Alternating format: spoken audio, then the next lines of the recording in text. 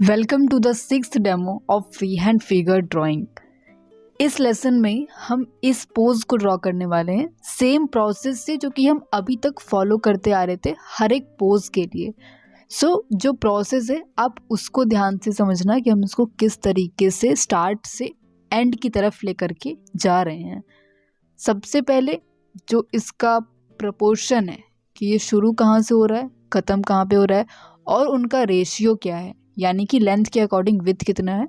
Simply सबसे पहले काम हम ये करते हैं ताकि हमें एक बाउंड्री मिल जाए कि हमारा ये जो पोज है, हमारा ये जो रेफरेंस है, हमारा जो सब्जेक्ट है, ये इतना एरिया में बनेगा, इससे बाहर तो जा ही नहीं सकता।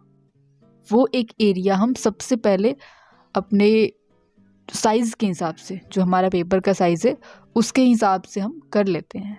ठीक है, तो यहाँ पे मैंने देखा तो हेड के पास से जो पैर तक का एरिया है, पैर यानी कि जहाँ तक साड़ी आ रही है सिर्फ वहाँ तक, तो वहाँ तक का एरिया और पूरा विड्थ जहाँ पे पैर है और राइट साइड में हाथ है और वो एरिया इक्वल है।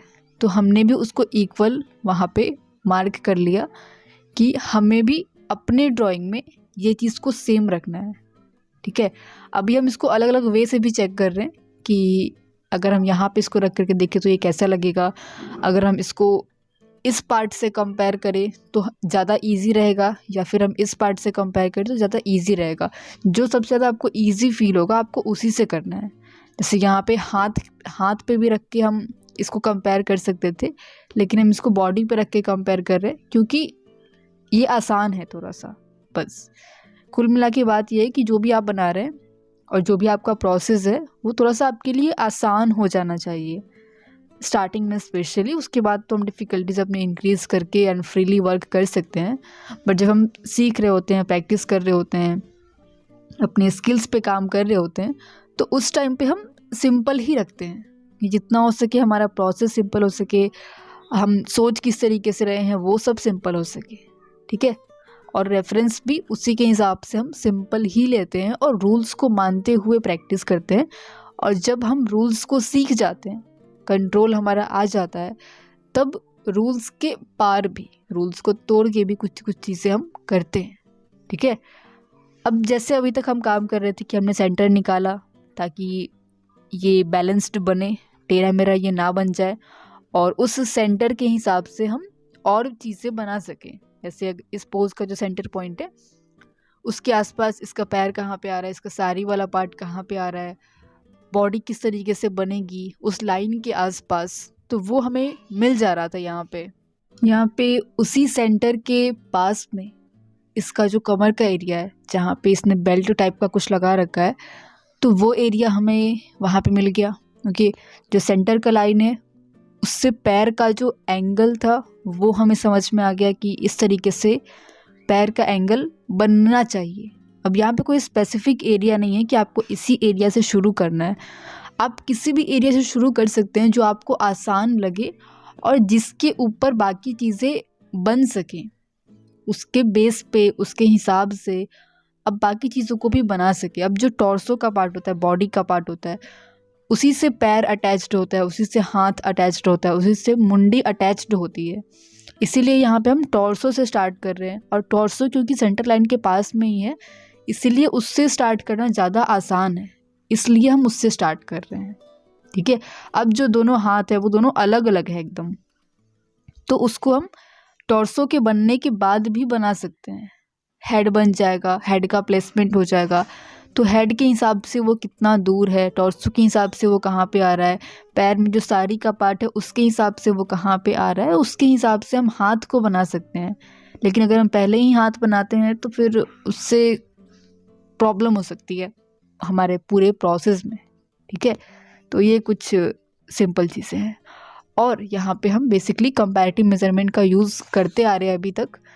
तो बेसिकली हम कंपेयर करते हैं बस किसी भी रैंडम पार्ट को एक दूसरे से, ताकि एक हमें आइडिया मिल जाए कि ये दोनों पार्ट अगर रेफरेंस में इक्वल है और हमारी ड्राइंग में भी इक्वल है, यानी कि हम सही जा रहे हैं। अगर आपका जो रेफरेंस है, रेफरेंस में आपने किसी दो एरिया को कंपेयर किया और दोनों इक्वल निकले, बट अगर आप अपनी ड्राइंग में देख रहे हैं और वो इक्वल नहीं आ रहा है दोनों, यानी कि आपके दोनों में से किसी पार्ट में मिस्टेक है, फिर आप उसको वहाँ पे सही करते हैं। ठीक है, तो ये एक इम्पॉर्टेंट चीज़ होती है जो हम कंपैरेटिव मेजरमेंट यूज़ करते हैं।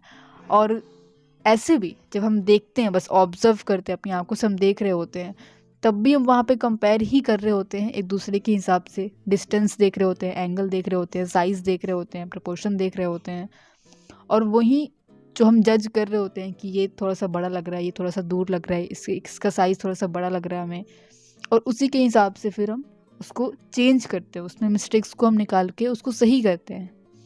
तो ये पेंसिल से भी हम कर सकते हैं, इसको अपने हम दिमाग में भी रख सकते हैं और चीज़ों को कंपेयर कर सकते हैं, ताकि हमारी जो मिस्टेक्स है उसको हम आसानी से निकाल सकें।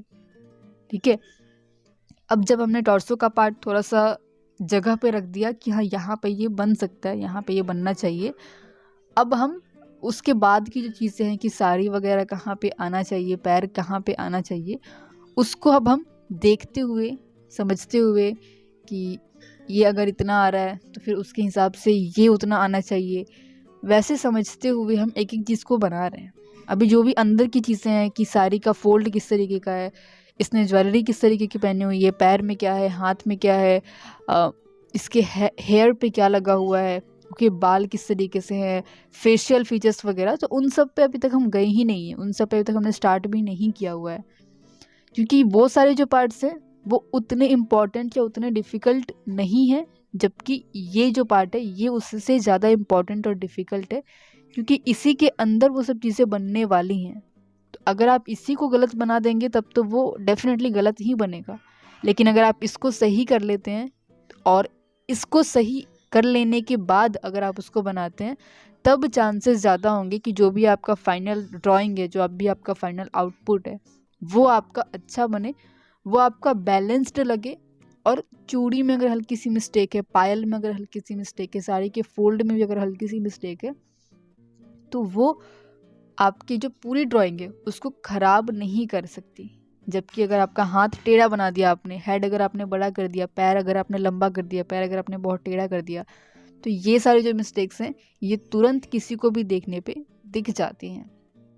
ठीक है, तो मेन चीज़ वही है कि जो सबसे इम्पॉर्टेंट पार्ट है और जो सबसे बेस का पार्ट है कि ये तो सही होना ही चाहिए, वो उस पर आपको मेनली फोकस करना है, और उसी पे जो आपका मेन टाइम है वो जाएगा। ठीक है, इसके बनने के बाद फिर आप वो सब चीज़ें आराम से अपने बैठ के कर सकते हैं, उसमें कोई दिक्कत नहीं है।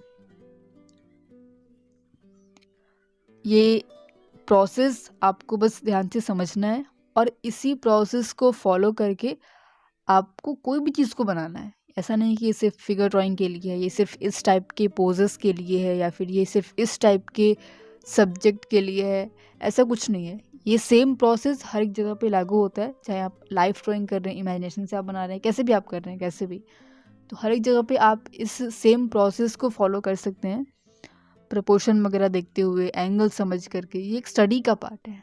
ठीक है, तो इसको स्टडी की तरह आपको करना पड़ेगा, तुरंत से नहीं ये करना होता है। तो ऐसे ही आपको कोई भी एक सब्जेक्ट लेना है, कोई भी एक रेफरेंस लेना है, साइड में आपको पेपर लगाना है और उसकी प्रैक्टिस करनी है, इसी तरीके से जिस प्रोसेस के साथ हमने इसको अभी तक अप्रोच किया हुआ है। ठीक है, और करने के बाद इस व्हाट्सएप नंबर पे हमारे साथ में उसका पिक्चर आप ज़रूर से शेयर करना, ताकि हम देख सकें कि आप वाकई में इसको किस तरीके से इम्प्लीमेंट कर रहे हैं, उसमें क्या चीज़ें हैं जो आप काफ़ी अच्छे कर रहे हैं और उसमें क्या चीज़ें हैं जो और अच्छी हो सकती हैं, प्लस जो आपका एक्सपीरियंस है, जो भी आपकी लर्निंग्स रही इन लेसन्स से, जो कि अभी तक का भी डेमो था वो भी आप चेक करना। तो उन सब से आपने क्या क्या चीज़ें सीखी, क्या क्या प्रॉब्लम्स आपको हो रही हैं, वो सब चीज़ें आप इस व्हाट्सएप नंबर पे ज़रूर से शेयर करना, ताकि हम उसके ऊपर भी वर्क कर सकें। ठीक है, और जो भी पहले के भी डेमोज़ हैं उसको भी आप ध्यान से देखना, क्योंकि अलग अलग पोजेस को लेकर के हमने उसको बनाया हुआ है, तो और आपको ब्रॉड आइडियाज़ मिल सकें कि अगर इस तरीके का एंगल है, इस तरीके का प्रपोर्शन है, इस तरीके का अगर पोज है, और जो आपको डिफ़िकल्ट देखने में भी लग रहा है, बट उसको भी हमने सेम प्रोसेस से सेम वे में कैसे बनाया, ताकि आपका माइंड थोड़ा सा ओपन हो सके और आप भी डिफरेंट पिक्चर्स ले करके, डिफरेंट प्रिंट आउट्स ले करके आप उसको भी अप्रोच कर सकें। ठीक है। और सिर्फ देखना काफ़ी नहीं है, इसकी अच्छे से प्रैक्टिस करना इम्पॉर्टेंट है। तो लेसन्स को देखने के साथ में इसकी प्रैक्टिस करना भी शुरू कर दीजिएगा और प्रैक्टिस करके हमारे साथ में शेयर करिएगा। और कमेंट्स में आप ज़रूर से बताना कि आप और किन किन टॉपिक्स पे चाहते हैं कि हम डेमोज वगैरह लाएं, लेसन्स वगैरह लेकर के आएँ, जिन पे आपको प्रॉब्लम्स में भी फेस हो रही हो, या फिर आप चाहते हैं कि इस टॉपिक के ऊपर और लेसन्स लाए जाएं, तो वो भी आप कमेंट्स में ज़रूर से बताना, ठीक है। तो ये हमारा आज का डेमो है जहाँ पे हमने इस पोज को बनाया। जो प्रोसेस था वो सेम था। पहले जो बाहर की आउटलाइंस हैं, विड्थ के अकॉर्डिंग लेंथ कितना आ रहा है, पहले मैंने इसको हाथ से लिया था। जो ऊपर में हाथ है वहाँ से मैंने इसको विड्थ के अकॉर्डिंग कंपेयर किया था, बट फिर मुझे लगा कि नहीं, हेड के हिसाब से करते हैं, क्योंकि वो एक हाथ अलग है और हाथ के बनने से हम बाकी चीज़ें आसानी से नहीं बना सकते हैं, वो उतना हमें हेल्प नहीं करेगा। लेकिन अगर हम इसको हेड के हिसाब से बनाते हैं तो वो ज़्यादा हमारे लिए अच्छा होगा। तो उसको देखते हुए फिर मैंने हेड के हिसाब से बनाया, ठीक है। अब इसके अंदर की जो चीज़ें हैं, फेशियल फीचर्स वगैरह, उसको हम अब आराम से ऐड कर सकते हैं। और इसमें भी सेम प्रोसेस रहता है। जो भी आपको फेशियल फीचर्स दिख रहे हैं, डिटेल्स आपको दिख रहे हैं कि चूड़ी है हाथ में, या फिर जो भी आप बनाना चाहते हैं, उसमें भी हम सेम प्रोसेस से करते हैं। पहले लाइन्स हम उसमें बनाते हैं, बड़ी बड़ी सी लाइन्स बनती है, फिर हम उसको और ब्रेक करते हैं, और ब्रेक करते करते हम उसको बनाते हैं, ठीक है। तो ये जो प्रोसेस है ये हर चीज़ के लिए, हर एक जगह पे आपको काम आएगा, ठीक है। और इसमें भी अगर आप नोज़ देखो तो नोज़ अगर ऊपर की तरफ जा रहा है तो आइज़ में वो कहाँ पे टच हो रहा है। लिप्स है, लिप्स का पार्ट अगर ऊपर की तरफ जा रहा है तो वो आइज़ के पास कहाँ पे आ रहा है। तो वैसे ही कंपेयर करते हुए, प्रोपोर्शन को देखते हुए, एंगल्स को देखते हुए हम फेशियल फीचर्स हो गया फिर कोई भी चीज़, और हम उसको फिर बनाते हैं, ठीक है। और इसमें हल्की फुल्की सी शेडिंग या फिर शैडोज़ को बनाना, तो वो सब चीज़ें आप कर सकते हैं। शैडोज़ को फिर आप बना सकते हैं, वो ठीक है। बट इसमें बहुत ज़्यादा डिटेलिंग, बहुत ज़्यादा चीज़ों को ऐड करना वो ज़रूरी नहीं है। अब हम आपसे मिलते हैं अगले लेसन में।